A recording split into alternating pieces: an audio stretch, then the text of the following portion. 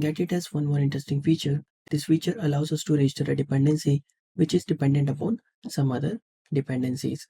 To use this feature, we need to use register singleton with dependencies.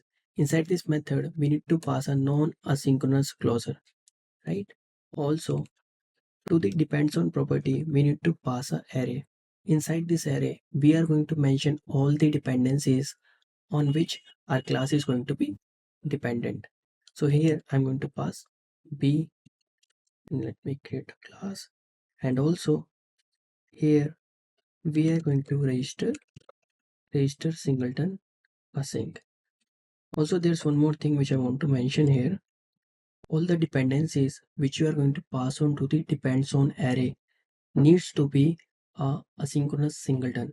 Please make sure you are passing only asynchronous dependencies, asynchronous singleton specifically. Also here I'm going to return b. Let me add some delay here. Feature dot delete, and now we can run this. So our class is non-asynchronous, but class B is asynchronous. I hope you found this video helpful. If you want to learn more about Flutter, you can subscribe to the channel. See you in the next video.